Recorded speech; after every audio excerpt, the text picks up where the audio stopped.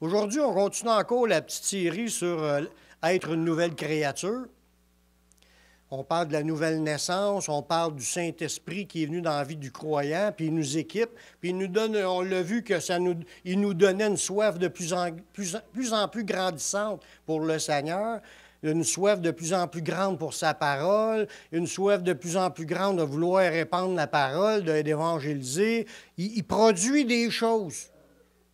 Puis ça a pour but, parce que le Saint-Esprit, il dit « Sans moi, vous ne pouvez rien faire ». Jésus qui a dit ça. « Sans moi, vous ne pouvez rien faire ».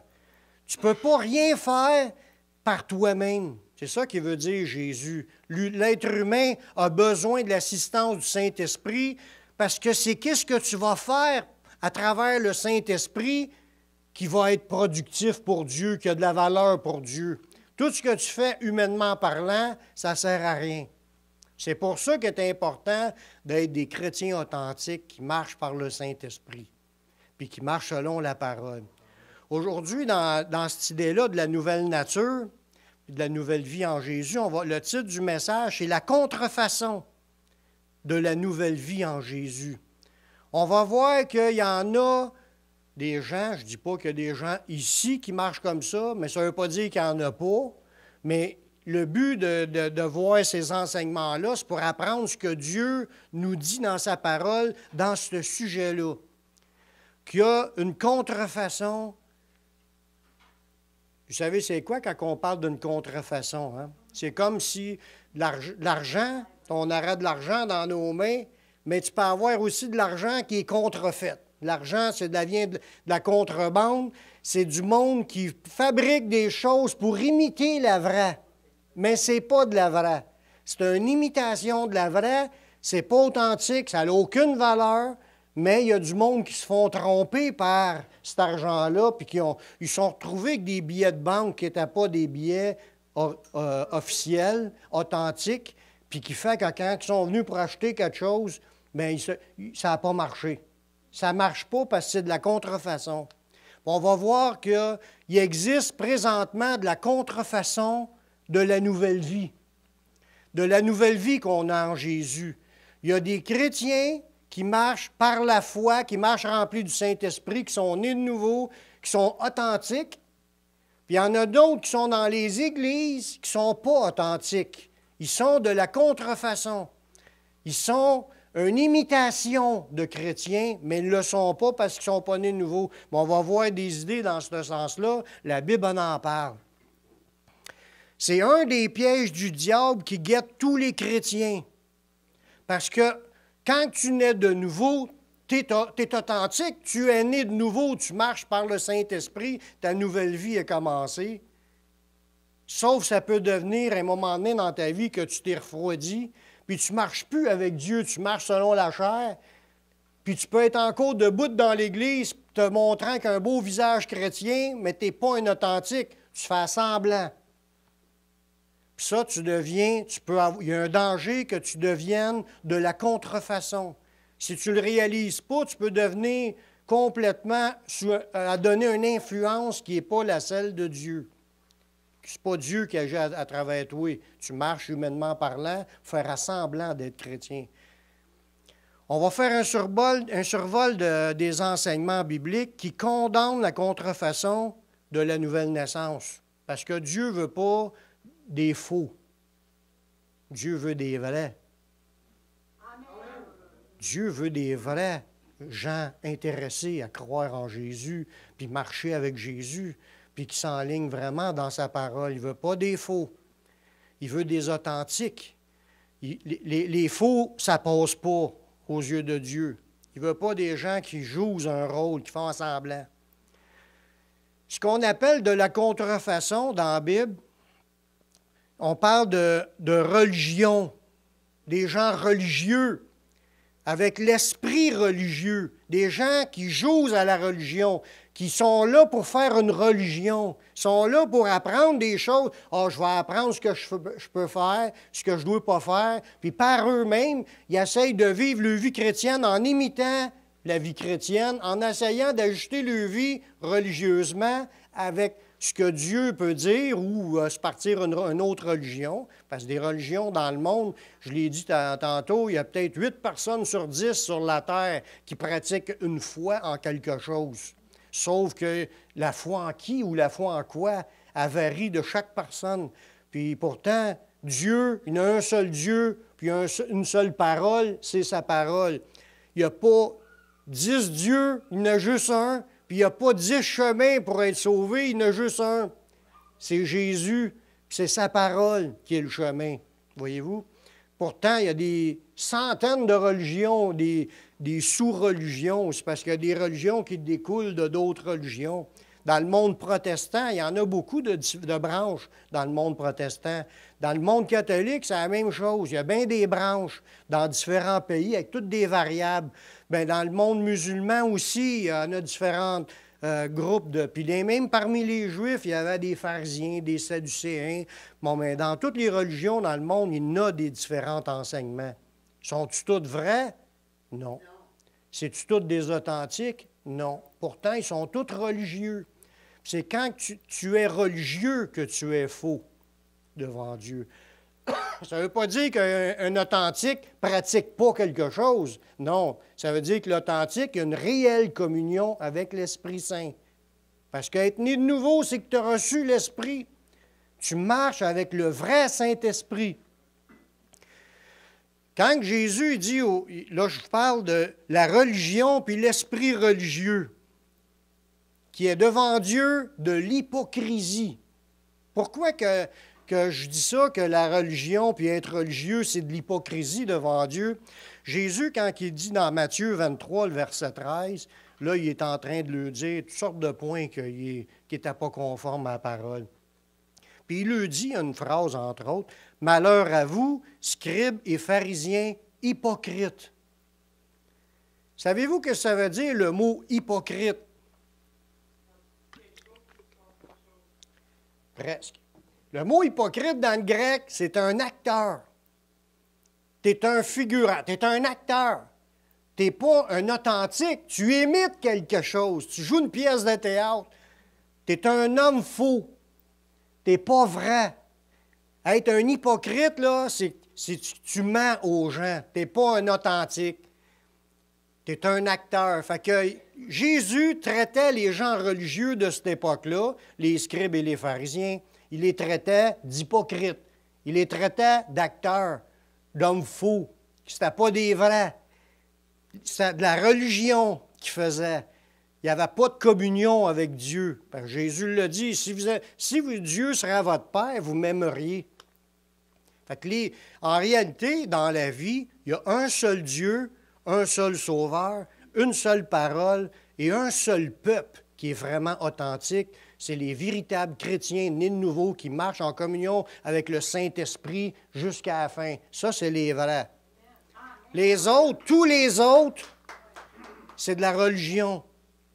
Ils peuvent avoir même bien commencé, mais ils ont mal fini. Ils ont perdu leur contact parce qu'ils se sont déconnectés. Pourquoi? Il y a le péché qui peut on a vu plusieurs points, plusieurs raisons pourquoi que le monde peut abandonner. Puis, tu ne te nourris pas spirituellement, tu ne prends pas soin de ta communion, tu vis tout croche, puis à un moment donné, tu ne sens plus la présence de Dieu, puis tu n'es plus connecté. Là, tu te mets un masque quand tu vas à l'église. Tu peux continuer à fréquenter une église, mais tu mets un masque, puis tu joues un rôle, tu es comme un acteur. Tu fais semblant d'être un représentant de Dieu, ou tu fais semblant d'être un connecté avec Dieu. Tu fais semblant d'être un authentique, mais en réalité, tu es un hypocrite aux yeux de Dieu. Tu es un faux. Ça, je vous le dis, frères et sœurs, c'est commun. Il y en a beaucoup comme ça. C'est pas juste 2, 3. Tu regardes la parabole des 10 vierges, là, il y en avait 5 qui étaient corrects, les 5 autres, on restait là. Ça veut dire, si on calcule ça et sur ce base-là, il y en a 50 % qui ne sont pas vrais dans le monde, dans ceux qui se disent vrais. Là. On ne parle pas des autres qui n'étaient pas vrais. On parle dans ceux qui attendent le Messie, dans ceux qui croient en Jésus. Il faut faire attention. C'est pour ça qu'il faut le savoir que la Bible parle de cette idée-là pour qu'on se regarde. Oui, on est porté à regarder les autres, mais moi, je tiens vrai. je suis toujours avec le Saint-Esprit. Sinon, tout de suite, il faut se mettre en prière, demander pardon au Seigneur, puis demander qu'il nous remplisse à nouveau, parce qu'il va le faire. Mais il y a des conditions dans tout ça. Les gens religieux sont composés de 2 catégories de personnes. Parce qu'il y en a beaucoup comme ça, comme je vous disais tantôt. Il y a les gens qui sont non-nés de nouveau. Ça englobe tous les non-nés de nouveau qui pratiquent des religions dans ce monde. C'est tous des gens religieux qui ne sont pas authentiques devant Dieu. Parce que la religion ne sauve pas personne. C'est Jésus qui sauve les gens. C'est en allant à Jésus que tu peux retrouver ton contact avec Dieu. Tout le reste, là, même si tu diras, je vais faire des rituels, puis je vais faire des services religieux, puis je vais faire ce que je voudrais, ça ne changera rien à ton état devant Dieu. Fait que tous ceux qui pratiquent des religions ne sont pas authentiques devant Dieu. S'ils n'aiment pas Jésus, puis ils n'ont pas reconnu que Jésus était le Messie, puis ils ne se sont pas engagés en se repentant de vouloir suivre le Messie, s'ils ne l'ont pas fait, ils ne sont pas nés de nouveau. Même s'ils sont religieux, même s'ils vont à l'Église depuis leur enfance, ils vont dans une Église avec leurs parents, mais ils ne se sont jamais repentis face à Dieu, ils ne sont pas nés de nouveau. Puis ceux qui ils veulent le savoir, mais j'ai prêché comment naître de nouveau l'autre fois. Je vous encourage à aller les réécouter. L'autre catégorie de personnes qui forment les gens religieux, c'est les gens nés de nouveau, mais devenus religieux. Ce sont des chrétiens charnels, rétrogrades, puis ils veulent garder l'image d'un chrétien, bien qu'au-dedans, ils ne le vivent pas. Tu veux garder l'image d'être paraître chrétien, mais en dedans, ils ne le vivent pas. Ils vont à l'Église pour les bénéfices d'être avec du social. Tu rencontres du monde, tu jases, c'est du bien bon monde à l'Église. Puis ils peuvent même faire des prières. Mais ils ne vivent pas la communion avec Dieu. Elle est fausse. Ils se disent qu'ils sont nés de nouveau représentants de Dieu, mais ça fait longtemps qu'ils ont lâché Dieu dans leur communion. Parce que ta communion, ce n'est pas juste à l'Église, là, c'est plus ce qui se passe chez vous à chaque jour. Tu l'entretiens. Sinon, si tu dis « je vais juste à l'Église le dimanche, puis je lâche une prière à l'Église le dimanche », ce n'est pas une vraie vie de communion avec l'Esprit Saint, ça. C'est de jouer à la religion. Les vrais, ils veulent garder le contact, puis le contact est plus important que n'importe quoi d'autre. Amen, gloire à Dieu. Nous retrouvons de ces 2 catégories-là dans les églises. Des gens qui veulent pratiquer la religion, puis il y a des gens qui sont là ça fait 10 ans, 20 ans qu'ils ont accepté Jésus, qui ont même perdu le contact, mais sont encore là pour garder la face. Les gens ils pensent qu'ils sont encore chrétiens. Ils affichent un beau sourire, mais en sortant, ils changent de face, puis ils sont prêts à battre leurs femmes. D'une façon de parler. Pardon? Mais oui, il faut revenir au Seigneur. Pour les discerner, parce que là, la Bible elle nous en parle dans plusieurs versets, pour discerner ces gens-là, mais il faut connaître la Bible. Il faut que tu t'approfondisses la parole de Dieu, parce que la parole de Dieu donne tous les versets clés pour t'aider à discerner. Jésus le dit, prenez garde aux faux prophètes. Prendre garde, là, ça veut dire, il faut que tu sois quelqu'un qui soit capable de voir clair quand il voit des gens qui se disent chrétiens, puis d'être capable de voir s'ils sont vraiment ou non. Il y a des indices qui vont nous sauter dans le visage pour nous le faire voir que c'est des vrais ou c'est des faux. Parce qu'il y a des dangers. Il y a des dangers. Dans Hébreux 5,14, ça nous dit « La nourriture solide est pour les hommes faits, pour ceux dont le jugement est exercé par l'usage à discerner ce qui est bien et ce qui est mal. » Fait que si vous êtes un enfant nouveau-né dans le Seigneur, c'est comprenable que vous ne voyez pas encore les différences dans les choses. Mais en grandissant dans le Seigneur, on devient des hommes et des femmes de Dieu. Puis là, il dit, notre discernement, il vient exercer. On est capable de voir si les gens, c'est vrai ou si c'est des faux. Le discernement se développe parce qu'on discerne ce qui est bien et ce qui est mal, puis on le sait ce qui est bien et ce qui est mal aux yeux de Dieu, parce qu'on la connaît, la parole de Dieu, puis on est capable de voir si c'est des faux. Il dit, vous les reconnaîtrez à leurs fruits. Il y a des choses pour discerner si c'est des vrais ou des faux. C'est pas parce que quelqu'un a un titre d'apôtre, de prophète, ou de pasteur, ou de chrétien, qu'il marche automatiquement par le Saint-Esprit. Tu peux avoir le titre que ça voudra. Tu peux te dire, je suis l'apôtre Daniel. Oui, je pourrais dire ça. Ça ne veut pas dire que je suis un vrai. Le titre, c'est rien qu'une étiquette, c'est un emballage. Puis aujourd'hui, on le sait qu'il y a beaucoup d'églises qui s'affichent avec toutes sortes de titres, puis ce n'est pas des vrais devant Dieu. Ils se sont autoproclamés. Ils n'ont pas l'appel de Dieu, ils sont là. Ils ont été suivre peut-être la formation biblique, mais ils sont là pour faire un travail. C'est comme un job. C'est pas leur place, mais ils font ça pour le salaire. La Bible, elle appelle ça des mercenaires, des gens qui travaillent pour la paye. Puis il y en a comme ça. Si tu ne leur donnes rien, ils ne font rien. C'est des gens qui sont là parce qu'ils veulent recevoir. Ils sont là pour qu'est-ce que ça leur rapporte. Ça rapporte quelque chose peut-être, mais c'est pas pour ça qu'il faut être là. Il faut être là parce que c'est un appel de Dieu. Il faut être là premièrement parce qu'on marche en communion avec Dieu. Puis Dieu nous a montré qu'il fallait que tu t'occupes de cela. Là, tu es appelé par Dieu pour le faire. Puis c'est évident aussi pour les autres que tu l'es. Ils s'en aperçoivent. Voyez-vous? Parce que tout le monde discerne dans l'Église. Tout le monde sont supposés discerner.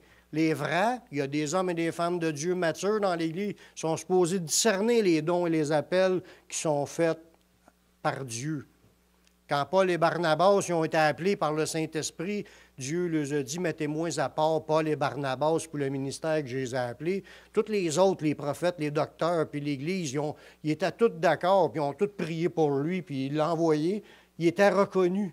Mais ça se passe de même dans une église. Mais des fois, il y en a qui bypassent ces affaires-là, puis ils s'autoproclament, puis ils se partent des églises, puis c'est pas Dieu. Puis les gens le savent, puis ils se sentent, puis ils sont là, mais ils voient que ça ne marche pas, puis il y a quelque chose qui ne marche pas. Ça se voit, ça se sent. Ça flanche ou ça peut même prospérer parce qu'il y a plein d'églises de faux prophètes qui sont extrêmement prospères, puis ils font des millions. Puis ils sont écoutés par le monde. Pourquoi? Parce que c'est l'esprit du monde qui parle à travers d'eux. L'esprit du monde, bien, les gens qui sont dans le même esprit vont l'écouter. Voyez-vous? Fait que la grandeur d'une église, c'est pas ça qui fait que c'est une vraie ou une fausse. C'est Dieu qui le sait, puis ceux qui le vivent le savent. Quand on regarde, ben, je ne veux pas embarquer dans tous les sujets, il y en aurait trop d'affaires à dire, mais je vais essayer de m'en tenir à ce qui est écrit là. Dans 2 Corinthiens, chapitre 11, le verset 13 et 14, l'apôtre Paul est en train de parler à l'Église de Corinthe, parce qu'il y avait un trouble, là, puis il y avait des gens qui se disaient qu'ils étaient des super apôtres.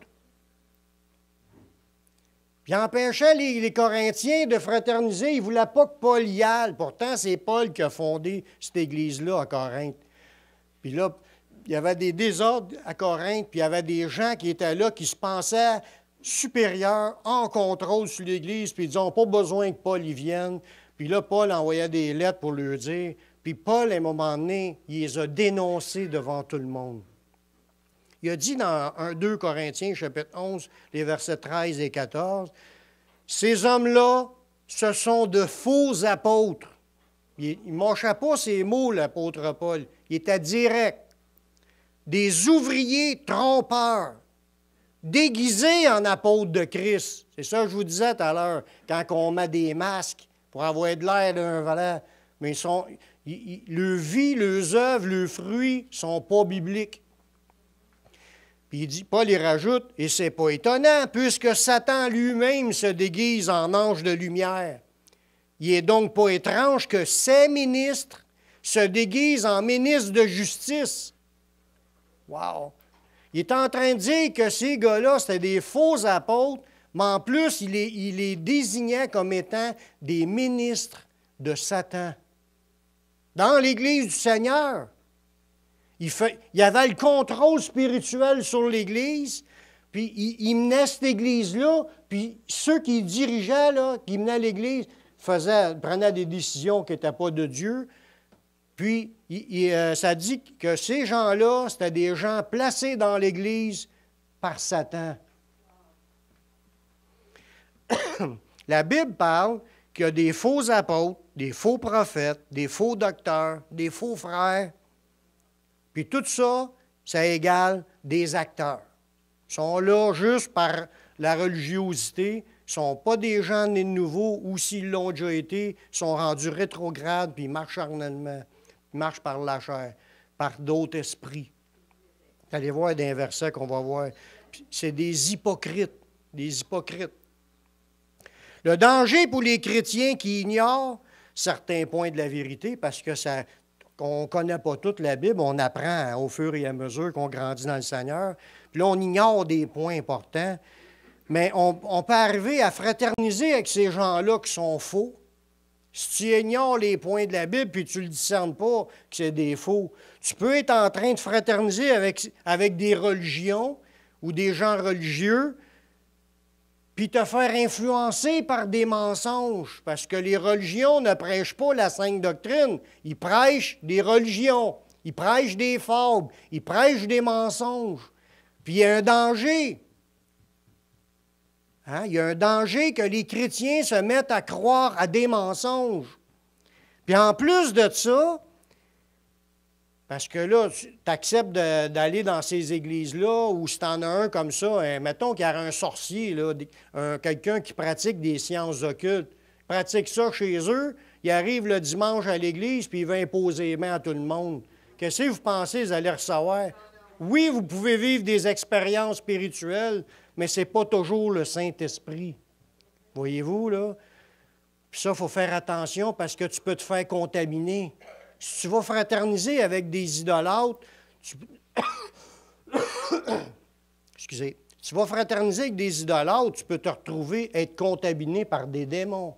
Paul, il dit, ce qu'on sacrifie, on sacrifie à des démons et non à Dieu. Et je ne veux pas que vous soyez en communion avec des démons.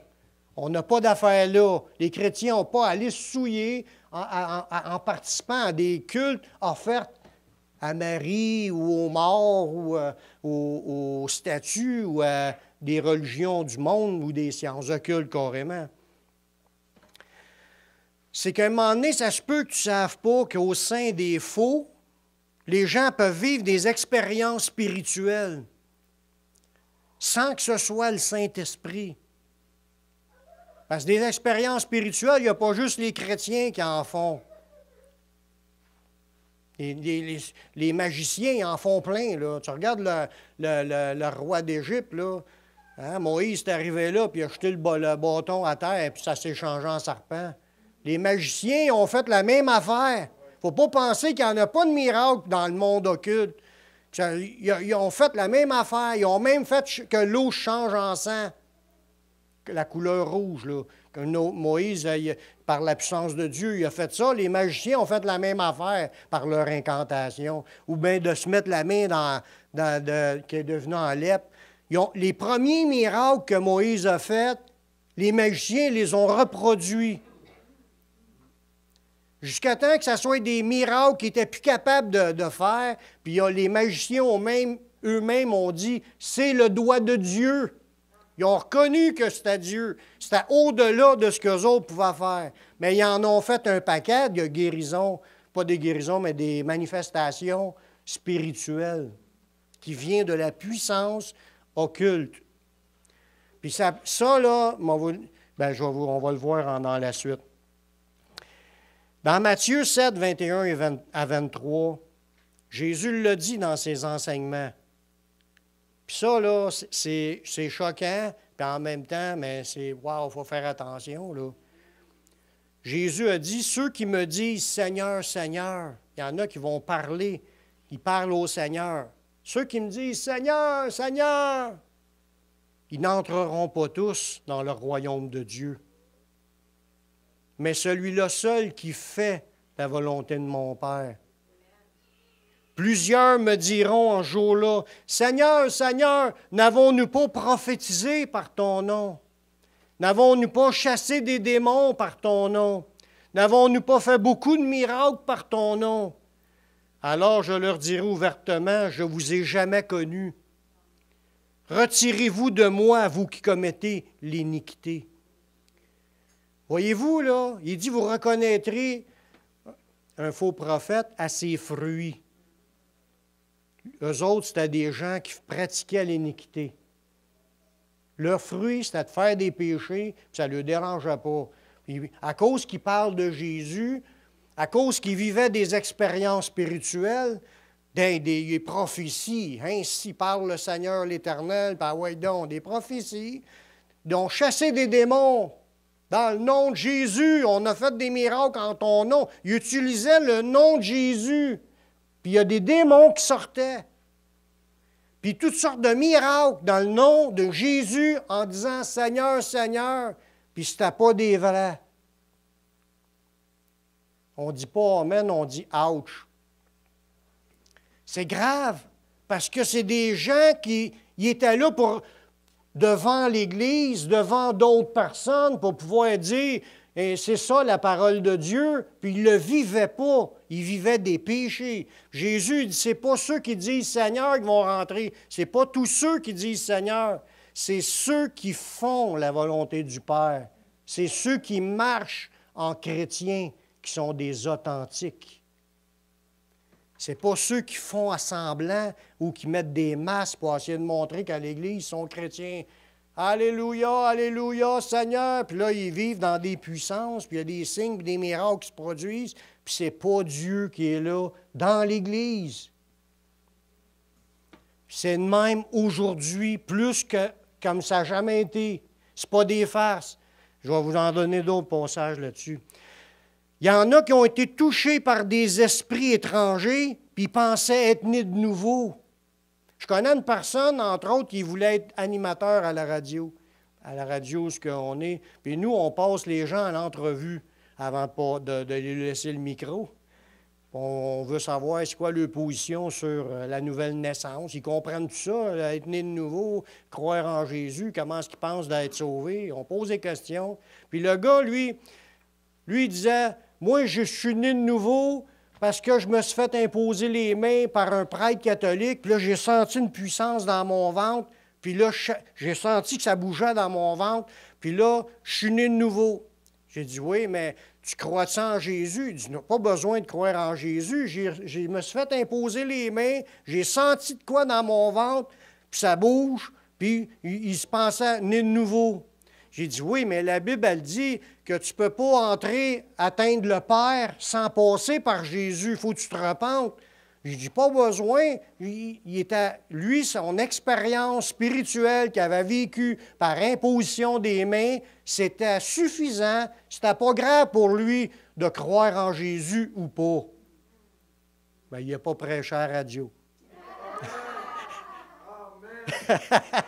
Mais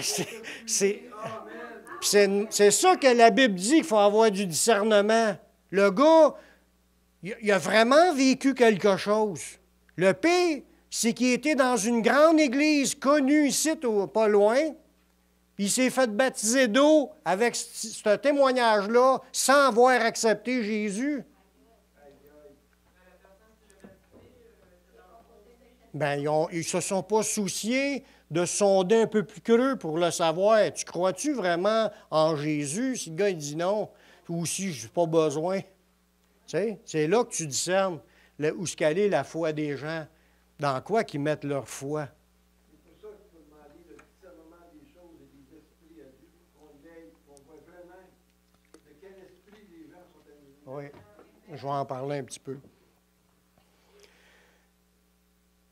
Dans 1 Jean 4, 1, ça nous dit, « Bien-aimés, n'ajoutez pas foi à tout esprit, mais éprouvez les esprits pour savoir s'ils sont de Dieu.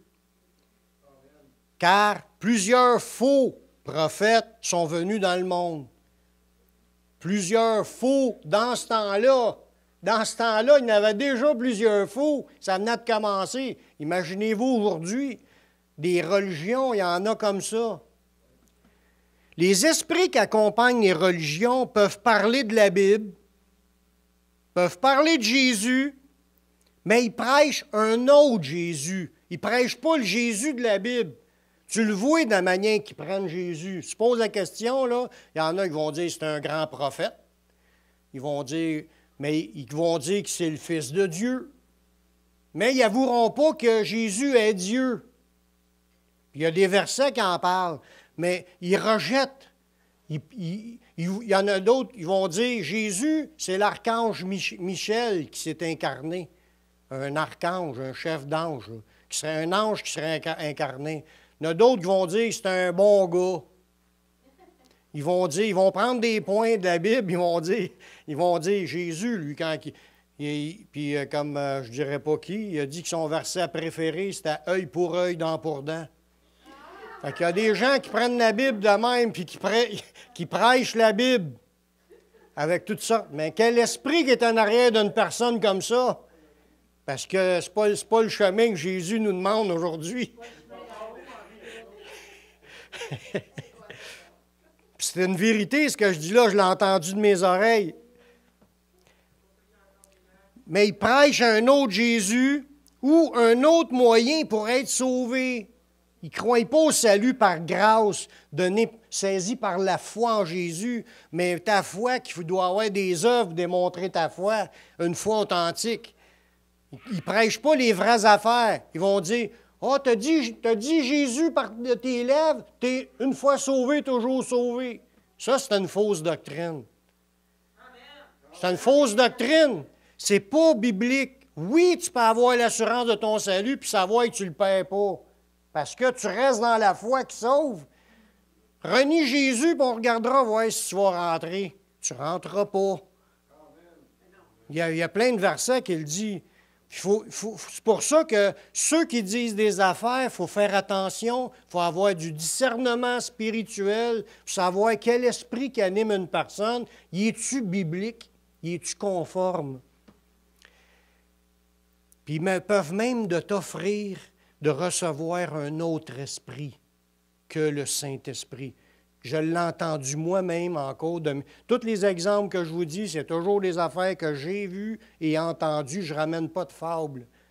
J'ai entendu, il y a une vingtaine d'années, que dans des églises, je ne veux pas nommer d'églises parce qu'ils ne sont plus dans ce chemin-là, mais c'était de même dans ce temps-là par rapport à ce qui se vivait, puis là, avec le renouveau de la bénédiction de Toronto, puis tout le monde se roulait à terre pour faire le serpent ou marcher à quatre pattes comme des chiens.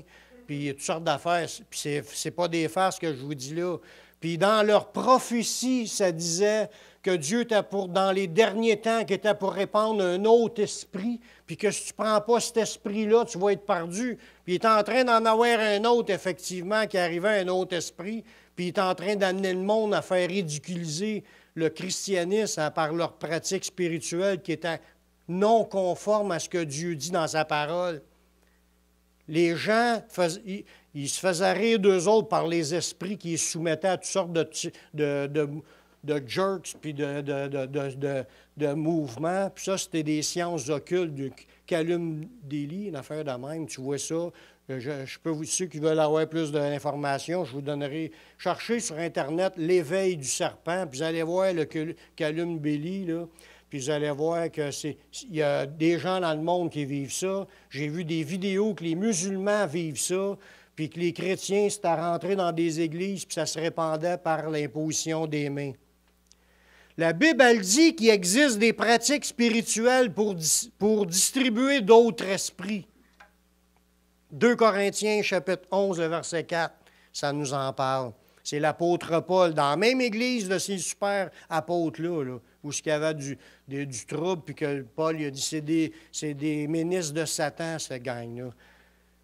Il parle à l'Église, si quelqu'un vient à vous prêcher un autre Jésus que celui que nous avons prêché, ou si vous recevez un autre esprit que celui que vous avez reçu, ou un autre évangile que celui que vous avez embrassé, vous le supportez fort bien. Dans cette église-là, ils supportaient de se faire prêcher un autre Jésus, puis ils supportaient de recevoir un autre esprit, puis ils supportaient d'entendre un autre plan du salut, un autre évangile. Puis ça ne leur dérangeait pas. Puis c'est ces faux prophètes-là, les ministres de faux apôtres, là, les ministres de Satan, là, que Paul a dit, a dénoncé, il dit, c'est eux autres qui vous prêchent ces affaires-là, puis vous supportez ça. Il y avait un vrai désordre grave là, dans cette Église-là. Mais je ne veux pas vous faire peur, mais ça existe encore aujourd'hui. Des églises qui vivent des expériences spirituelles par d'autres esprits, prêchent un faux évangile, puis prêchent un autre Jésus. Il y en a comme ça aujourd'hui, plus qu'avant. Ben oui, les esprits, ils rentrent dans les personnes. C'est ceux qui sont auteurs de tout ça, c'est du monde qui sont sorciers. Ils invoquent les démons chez eux. Ils arrivent le dimanche, ils prient en imposant les mains aux brebis. Les gens sont contaminés d'esprit dans leur corps, puis ils sont manipulés dans leur esprit. Puis en plus, ils font prêcher des mensonges dans les réunions. Puis tout le monde dit « Amen », ils le supportent.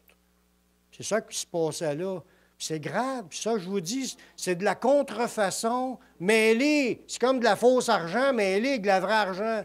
Il y a les vrais qui sont en contact sans le savoir avec les autres si tu n'as pas le discernement.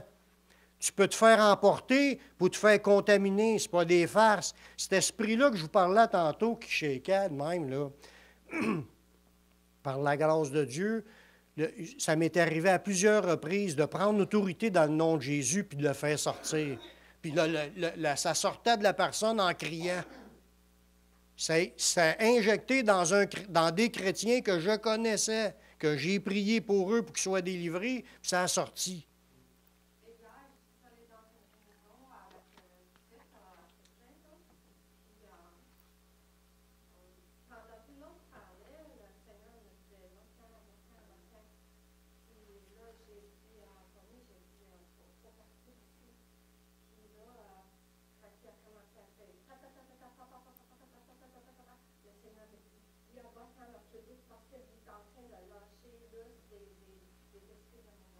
Oui. Mon frère était là aussi.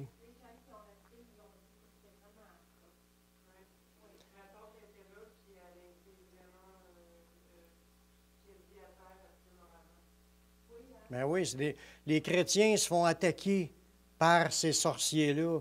Le gars, il se fait inviter comme un invité.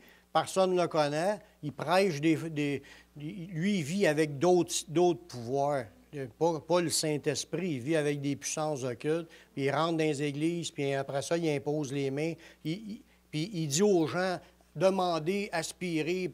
Puis là, les gens, ils sortent de là avec des esprits qui sont rentrés dans leur corps, puis qui ont des combats après ça dans leur esprit. Mais ça, il faut que tu prennes autorité dans le nom de Jésus. Mais avant tout cela, il faut que tu discernes ce que tu fais. Tu ne vas pas te faire accepter de te faire imposer les mains par n'importe qui que tu ne connais pas. Il y a des injections qui se font de d'autres esprits. Puis c'est ce qu'on voit, les Corinthiens. Il dit, et si vous recevez un autre esprit que celui que vous avez reçu, vous le supportez fort bien. Les gens, ils se laissaient imposer de recevoir un autre esprit. Puis il y a des indices, il y a tout le temps des indices. Un, par exemple, ce gars-là qui est venu prêcher, il y a un site web. Puis, dans son site web, dans le bas, il y avait le logo de la compagnie qui faisait son site. Puis c'était une affaire comme Satanas ou une affaire de même. Puis il y avait un symbole occulte à côté de son nom, là, cette compagnie-là. Y a-t-il un chrétien qui va accepter de faire construire son site web par une business occulte? Je pense pas. Mais lui, il s'affiche comme ça, mais je crois que c'est Dieu qui fait ça dans le but, justement, qu'il soit dénoncé, qu'il soit spoté, qu'on puisse voir des indices qui démontrent que ce n'est pas un vrai. Ça, c'est un exemple, entre autres, mais il y a d'autres choses là, pour discerner. Mais, comme je vous dis, il y a des mouvements d'imposition des mains qui ne viennent pas du Saint-Esprit puis communiquent d'autres choses. Paul nous avertit que des enfants de Dieu, en parlant dans la fin des temps, puis c'est nous ça, ils se détourneront de la vérité pour s'attacher à des esprits séducteurs et des doctrines de démons. C'est écrit dans 1 Timothée, chapitre 4, le verset 1. C'est exactement le texte. Il dit, « L'Esprit dit expressément que dans les derniers temps, quelques-uns abandonneront la foi pour s'attacher à des esprits séducteurs et des doctrines de démons. » Il y a deux choses qui est un danger dans le faux. D'être animé par un faux esprit, qui est un autre esprit, ou de recevoir des faux enseignements, des enseignements qui ne sont pas bibliques. Voici quelques caractéristiques de personnes religieuses. Des personnes religieuses, des personnes qui se disent chrétiens, qui se disent nés de nouveau, qui se disent représentants de Dieu, mais ce n'est pas des vrais. Les gens religieux, ils cherchent à faire les choses pour les apparences. Ça en est une affaire. Dans Luc 20, les versets 46 et 47, Jésus en a énuméré plusieurs points. Il dit, « Gardez-vous des scribes qui aiment à se promener en robe longue et à être salués dans les places publiques. Ils recherchent les premiers sièges dans les synagogues, les premières places dans les festins, qui dévorent la maison des veuves, puis qui font pour l'apparence de longues prières. » C'est des gens d'apparence, ce pas des vrais. Ils peuvent réussir à faire des belles prières, mais ils prient pour qu'on le voie qu'il est en train de prier. Ils ne prient pas parce qu'il a la foi et qu'il croit que Dieu va l'exaucer. Mais les faux, là, ça, c'est une caractéristique d'un acteur qui est un hypocrite devant Dieu. C'est le même mot en grec. Un autre exemple, des gens religieux cherchent à établir leur propre justice, qui sont capables de se sauver eux-mêmes, là. Parce qu'ils ont une haute opinion d'eux-mêmes, puis ils se pensent supérieurs, souvent. Ils pensent aussi d'être sauvés par leur action, leurs œuvres ou leurs rituels. Ça dépend quel genre de religion que c'est. Au lieu de croire que c'est le sacrifice de Jésus qui te sauve. C'est ta foi au sacrifice de Jésus qui te sauve. C'est grâce à ce que Jésus a fait qu'on est sauvé. C'est pas à cause qu'on est bien bon, bien fin, bien beau. Dans Romains 10, le 1 à 4, ça dit, « Frère, l'apôtre Paul parlait des Juifs. Le vœu de mon cœur et ma prière à Dieu, c'est qu'ils soient sauvés. Mais je leur rends témoignage qu'ils ont du zèle pour Dieu, mais sans intelligence, ne connaissant pas la justice de Dieu. Ils ne savent pas comment faire pour être déclarés justes devant Dieu. Ils cherchent à établir leur propre justice. Ils essayent de se monter là, tellement bon dans leur tête qu'ils se pensent qu'ils ont mérité le ciel par leur pratique. Ah, si tu fais chanter 12 messes, tu vas sortir du purgatoire, ou si tu vas égrener 5 chapelets, tu vois, des affaires que tu vas gagner. Toute la structure est fausse. Comme si tu payes, tu vas pouvoir avoir des indulgences. Des affaires de même, là, il y en a à tonnes, mais pas rien que dans la grande église où ce qu'on devient. Il y en a plein dans des religions qui gagnent le salut par leurs œuvres et non par la foi en Jésus. Ça en est des fausses avec. Ils ne se sont pas soumis à la justice de Dieu. Ils ne cherchent pas à se soumettre au plan que Dieu établit. Ils veulent établir leur propre justice. Les gens religieux aussi, un autre point qu'on peut les remarquer, ils n'écoutent pas la parole de Dieu, puis ils ne marchent pas par le Saint-Esprit. La Bible dit que si quelqu'un n'écoute pas ce qu'on enseigne quand on récite des versets, là, puis non, le gars il s'ostine, la personne s'ostine, elle refuse d'écouter ce qui est dit. Elle veut parler, oui, ils veulent parler, mais ils n'écoutent pas les versets. Mais quand il y a quelqu'un comme ça, c'est parce qu'il est bloqué. Il ne veut pas que la lumière de Dieu pénètre leur esprit. Mais il y a des gens religieux comme ça, il y en a à tonnes aussi. Puis ça, la Bible a dit que c'est l'esprit de l'erreur qui est là. On voit ça dans 1 Jean 4, 6. Ça nous dit, nous sommes de Dieu, puis celui qui connaît Dieu nous écoute. Celui qui n'est pas de Dieu ne nous écoute pas. C'est par là que nous connaissons l'esprit de la vérité puis l'esprit de l'erreur. Si tu veux savoir si c'est l'esprit de l'erreur que donne personne, parle-y de la Bible. S'il n'écoute pas, c'est parce qu'il y a l'esprit de l'erreur. C'est une autre manière de discerner.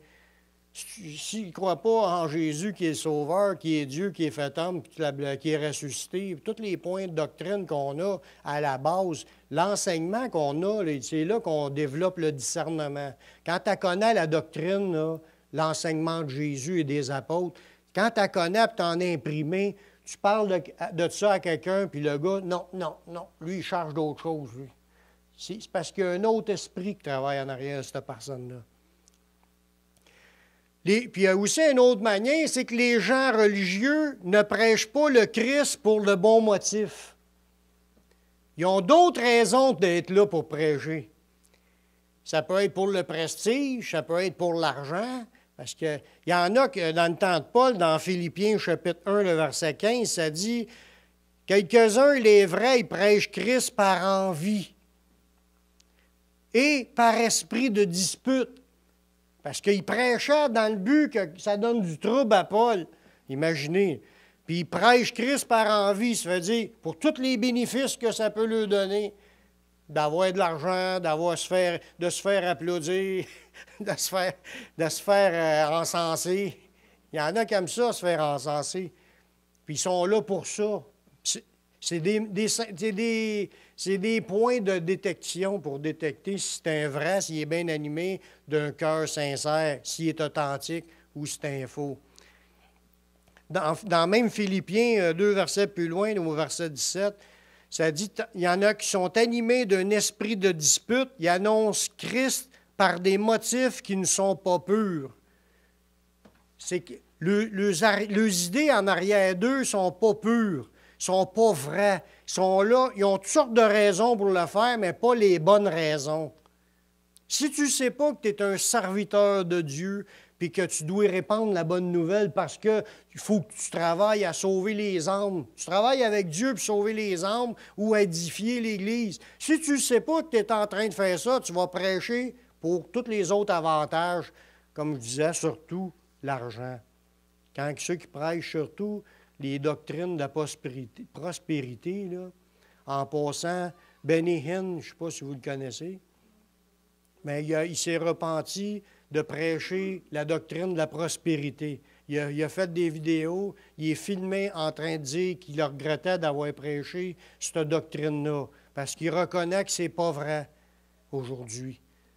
Fait que c'est déjà un point, mais ce n'est pas le seul point qu'il faut qu'il change, mais c'est déjà un point que les gens peuvent finir par se repentir de ce qu'ils prêchent de faux, voyez-vous.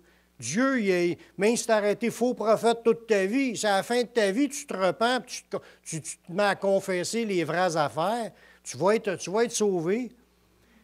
Il y a Baker, vous l'avez connu, il y a une trentaine d'années, il y avait le P.T. Health Club, là, puis il y avait toute la grosse affaire à TV aux États, puis il faisait des émissions avec sa femme, puis il était bien prospère. Mais lui, il a fait des fraudes financières, puis il a fait adultère, puis ça a été dénoncé en même temps que Swaggart.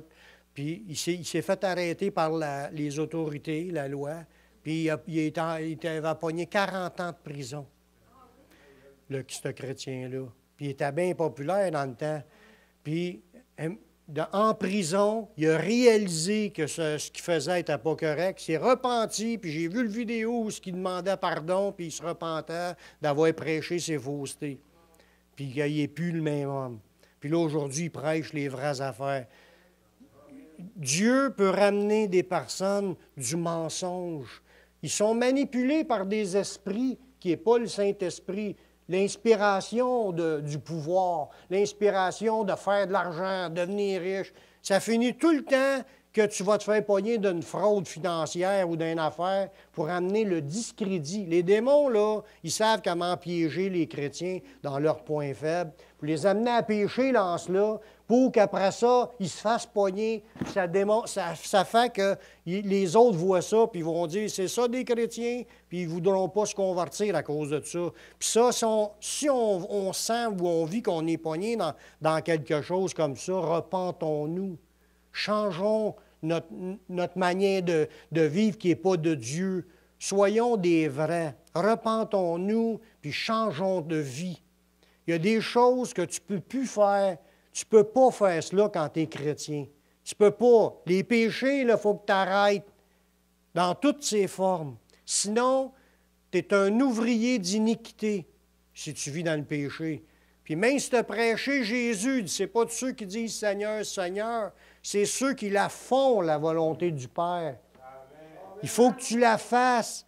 Il faut que tu arrêtes de pécher. Jésus leur a dit, « Retirez-vous de moi, vous qui commettez l'iniquité. » Dieu ne peut pas tolérer ça, puis il ne laissera pas passer le monde qui pratique l'iniquité. Peu importe la manière ce que c'est, même si tu as arrêté le gars le plus sincère de ta vie, si tu es un gars qui pratique du péché volontairement, tu ne rentres pas. Il faut que tu te repentes. Il faut que tu demandes pardon. Il faut que tu cherches à t'en sortir.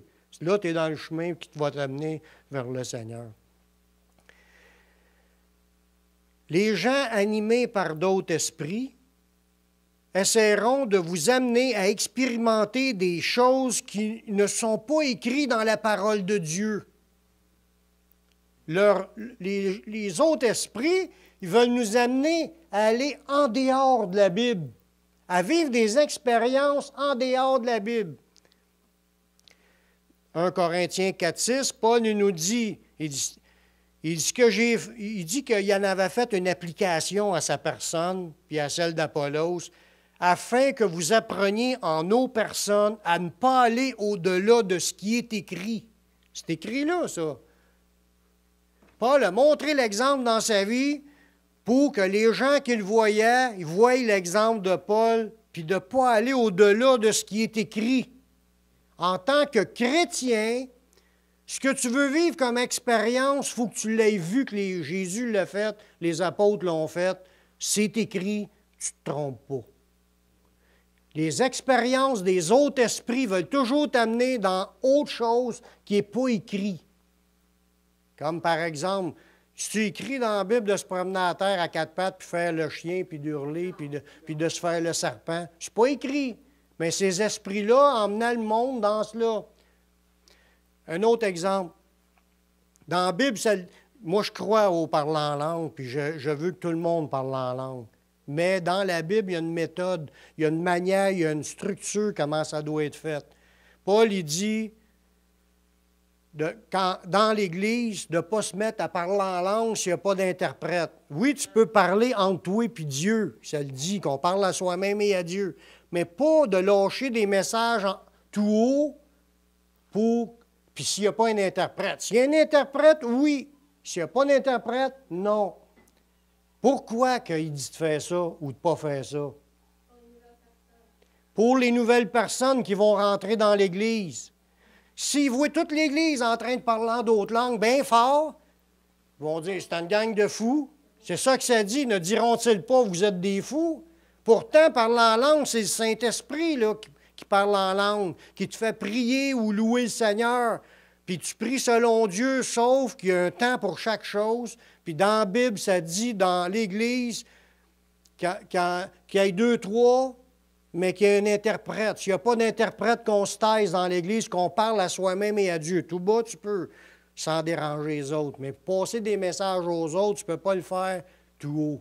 Si c'est Dieu contrôle ces expériences spirituelles-là qui viennent de lui dans l'Église pour pas que ça soit un scandale pour des nouveaux qui viendraient vous voir, puis qui dit, pour pas que ça soit un scandale, faites-les pas dans l'Église, faites-les... Si Dieu dit ça pour ces choses-là qui sont de lui, imaginez-vous pour toutes les autres affaires comme de se promener à quatre pattes.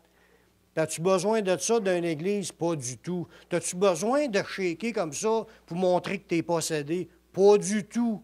On peut être rempli du Saint-Esprit, pleinement connecté avec Dieu, recevoir ses inspirations et être bien normal. Es-tu obligé de shaker? Pas du tout.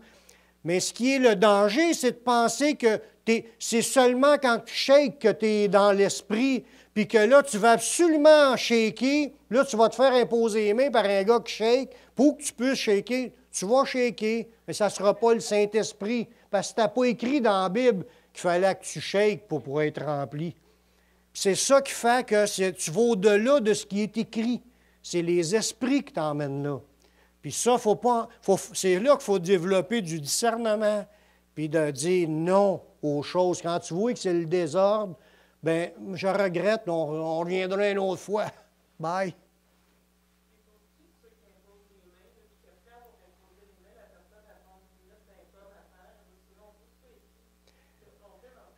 C'est pas que c'est pas écrit. Ça est arrivé que des gens ont tombé ou qui ont été remplis, puis qu'il s'est passé des affaires. Ça ne veut pas dire qu'il y a jamais personne qui a tombé à terre. Il y en a que, sous des visions, ils ont tombé à terre, sur leur face. Puis, il y en a.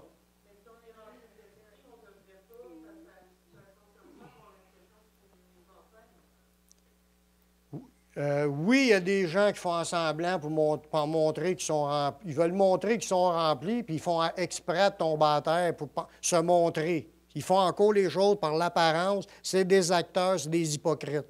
Dieu ne veut pas qu'on se force à tomber à terre pour montrer qu'on l'a reçu. C'est faux. Dieu veut qu'on soit vrai. Si tu tombes à terre parce que tu as une vision, Jean, là, sur l'île de Patmos dans l'Apocalypse, il a tombé sur sa face quand il a vu la vision. Ça arrive que tu tombes à terre par la puissance de Dieu. Mais ça ne veut pas dire que ça va arriver à tous les jours, à chaque réunion. Puis là, tu sais, je ne dis pas que Dieu l'a jamais fait. Oui, Dieu l'a fait dans la Bible à des personnes qui ont tombé à terre. Mais ce n'est pas ce qu'il faut rechercher. Rechercher à avoir des visions, rechercher à avoir des révélations, rechercher à avoir des inspirations, rechercher les dons. Mais ne recherchez pas à tomber à terre. Ça ne sert à rien. Même si tu tomberas 20 fois, si tu étais malade puis tu es encore malade quand tu te relèves, ça ne sert à rien. Il y en a qui passent le temps à tomber à terre. Puis ils ne sont pas guéris. Ils ne sont pas guéris, ça ne sert à rien. Ne cherchez pas, il faut que je tombe à terre. Là, ils avancent en avant, il faut que je tombe à terre. Puis ils pensent que c'est quand ils tombent à terre qu'ils ont reçu quelque chose, mais ils n'ont rien reçu.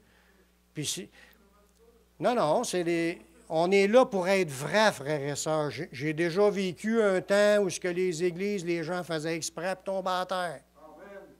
Puis on n'a pas à faire cela. Si vous tombez à terre, parce que c'est Dieu qui vous a jeté à terre, donc vous avez touché trop puissamment, puis vous avez une vision, ça arrive, c'est arrivé à des personnes, mais gloire à Dieu. On n'a pas de mérite, mais au moins tu as reçu quelque chose de Dieu cette fois-là.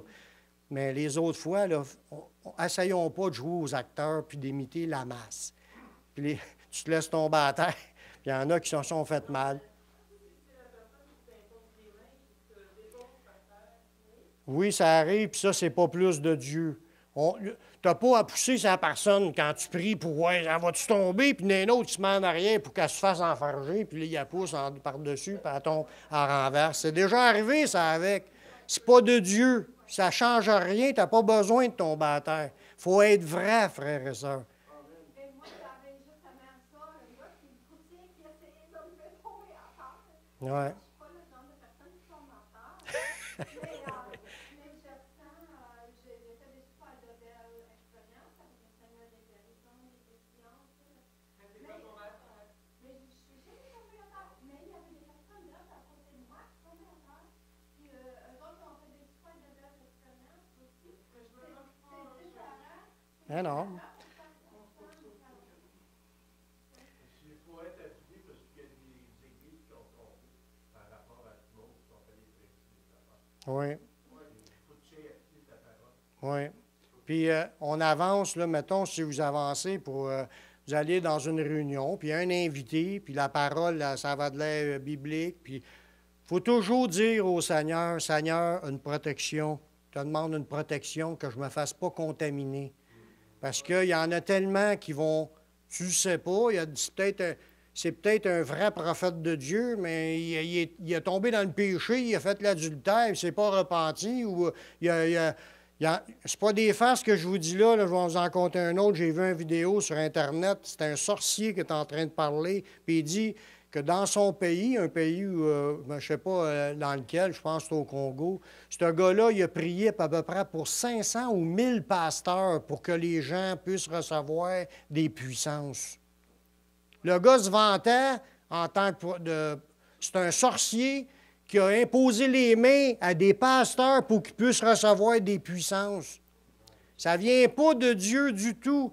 Mais s'ils sont capables de faire ça, puis il t'arrive, ce pasteur-là, venez prier pour toi, là. Il dit, n'imposez pas les mains avec précipitation. Ça, c'est un verset qu'il dit. Je ne te dis pas qu'il ne faut pas imposer les mains. Non, il dit, voici les signes qui accompagneront ceux qui auront cru en mon nom. Ils imposeront les mains aux malades, les malades seront guéris. Quand tu es un enfant de Dieu, tu dois prier pour les autres. Mais faites attention, laissez pas n'importe qui vous imposer les mains. Demandez la protection de Dieu pour qu'il vous protège. J'en ai un exemple comme ça. Je travaillais pour la rencontre pour l'accueil Bonneau. Je suis en train de décharger le troc, je tombe à terre, en bas du troc, me fait mal dans le dos. J'ai été sur la CSST. Pendant que j'étais sur la CSST m'obligeait à aller d'aller voir un chiro. Après ça, j'ai été voir un ergo. Après ça, j'ai été voir un ostéo. Mais l'ostéo, lui-là, c'était une fille. Eux autres, dans ses traitements, moi, je ne savais pas comment ça s'appelait, je me suis informé après. Elle pratiquait le Reiki. Le Reiki, c'est de l'imposition des mains sur ton plexus solaire pour te partager de son énergie. Elle faisait ça, ça ne fait pas partie de l'ostéo. C'est elle qui suit ses cours à part, elle est contaminée, puis elle ne le sait pas. Sauf que ce qu'elle ne savait pas, que moi je savais, Seigneur, protège-moi de toute influence satanique. Puis elle-même me dit de sa bouche, elle dit, je ne sais pas ce qui arrive, je suis toute déstabilisée, il va falloir que j'aille voir mon maître pour qu'il rétablisse mes énergies, parce que je suis toute elle n'était plus capable de le faire. Moi, elle sait ce qui est passé. C'est le Seigneur qui l'a déstabilisé pour qu'elle ne le fasse pas sur moi. Je l'ai demandé à Dieu, puis il m'a protégé. Mais ça, c'est pour vous dire qu'eux autres, ils n'ont pas le droit de le faire. C'est pas dans l'exercice de leur fonction, mais ils vont le faire. Puis toi, tu étais là, tu demandes la protection. Tu ne veux pas que ça être contaminé par ces sciences occultes, puis ça bloque les accès. Puis si ça est arrivé que vous avez été touché, vous avez vécu des choses par ces affaires-là, chassez ça dans le nom de Jésus. Prenez autorité, dites-moi tout ce qui a pu passer pendant cette pratique-là de telle affaire. Je prends autorité dans le nom de Jésus, puis je jette ça dehors. Je n'en veux pas dans ma vie. Je renonce à toute influence, que ce soit de l'hypnose, que ce soit des n'importe quelle science occulte, là, des sciences qui se disent qu'ils ont des pouvoirs, qui n'est pas prouvable par la science, là. Parce que même il faut faire attention, ben, je l'ai vu aussi sur Internet, que les remèdes, il y a des remèdes de médecine douce que médicalement, ils ne peuvent pas prouver que ça a un effet vraiment sur les personnes, sauf qu'eux autres, dans leur science, ils imposent les mains sur les produits pour les énergiser. Puis ils sont tous en rond, puis ils imposent les mains sur les produits, parce qu'ils marchent avec des sciences invisibles qui sont des esprits. Fait qu'il ne faut pas penser qu'on est dans un monde parfait et que tout est vrai là, dans ce qu'on vit. Mais là, pour revenir à mon message, j'achève. Il me reste à eux une ligne à dire. De même que la fausse argent ne peut être reconnue pour de la vraie, la contrefaçon de la nouvelle naissance n'est pas un chrétien authentique. Soyons vrais. Marchons réellement en communion avec l'Esprit Saint. Refusons tout ce qui est faux. Amen. Gloire à Dieu.